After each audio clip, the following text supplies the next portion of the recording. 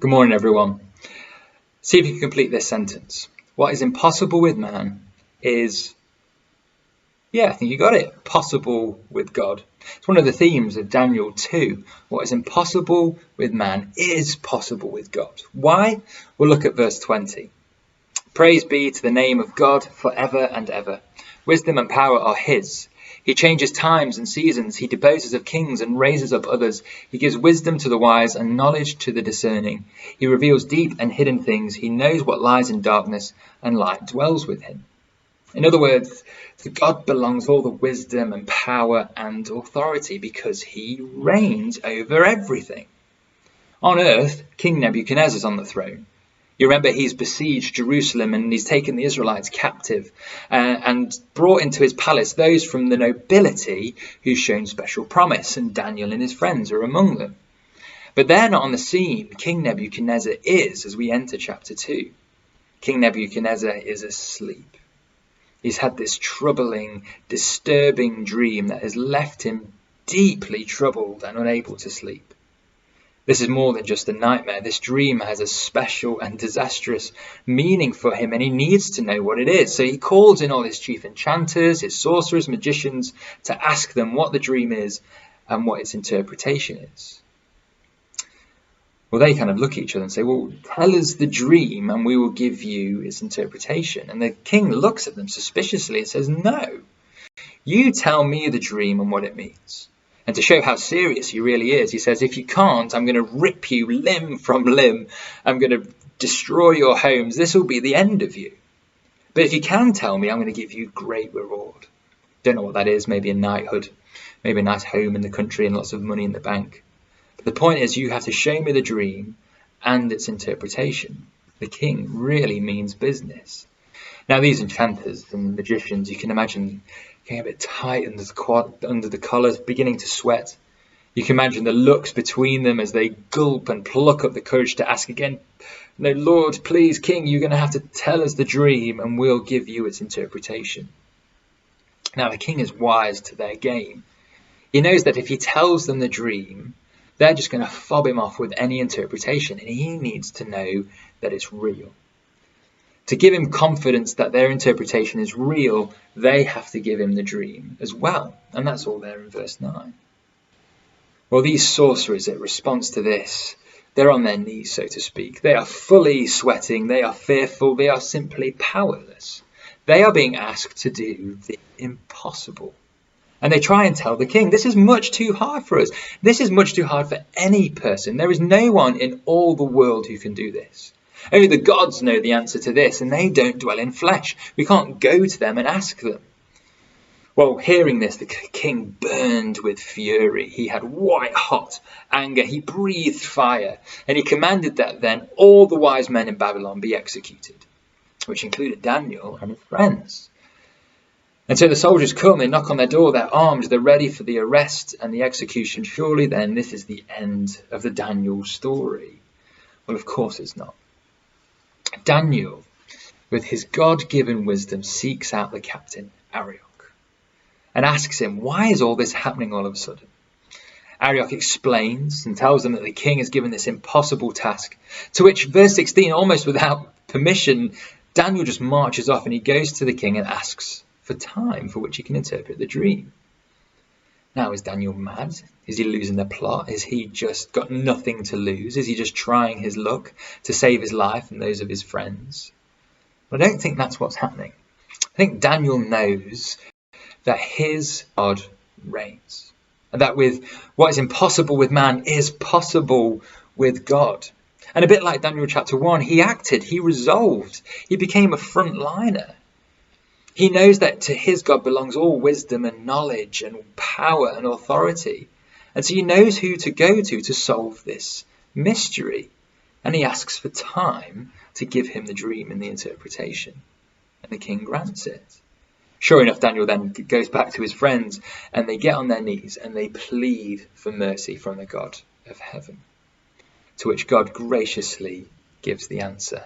He gives the dream and the interpretation in a vision during the night. Now, The rest of this story we're going to hear next week as Stephen picks it up. But I just want to give us a few points about what we can learn about God and ourselves in this passage. Firstly, God truly reigns. Daniel knows that his God is the one that sets up kings and brings them down. That's verses 20-21. This is something that King Nebuchadnezzar will come to realize by the end of the chapter. But for Daniel, he's already there. It's seen in why Daniel and his companions plead for mercy from the God of heaven, verse 18, and not King Nebuchadnezzar. King Nebuchadnezzar is the one that's issued the decree. He's the one that can take it back. But they don't plead with him. They plead with the God of heaven. Why? Because he is the one that truly reigns. He's the one that can bestow mercy. He's the one that can do the impossible.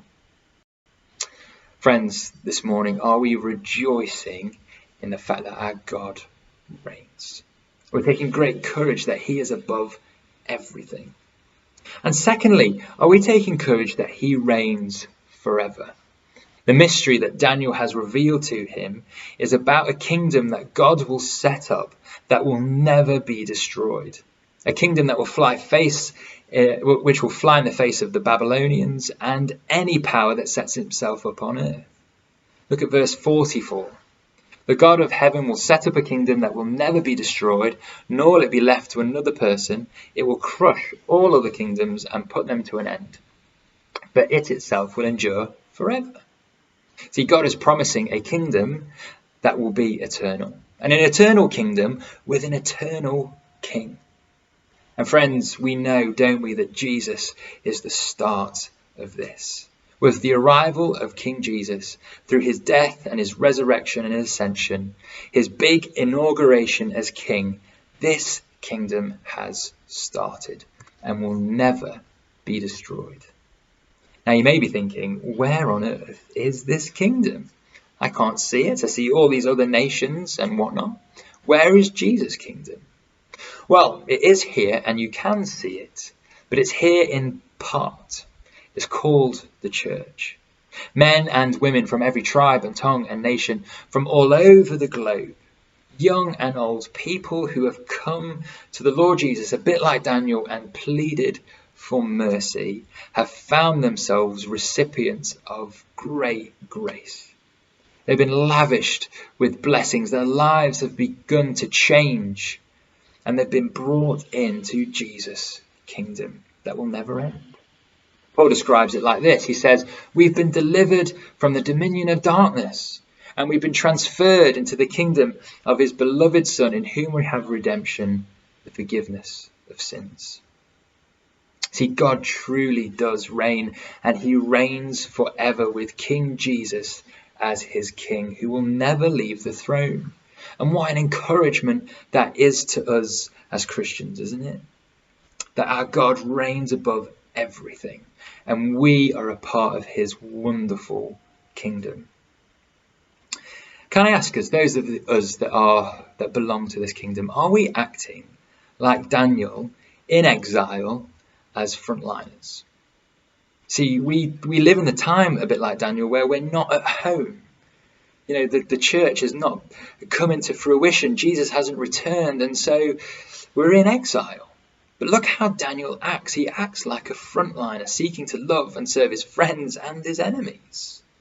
Daniel shows great courage and puts himself on the front line, risks a great deal for his friends as well as his enemies. Look at verse 24. He orders the captain of the guard to spare the lives of the Babylonians.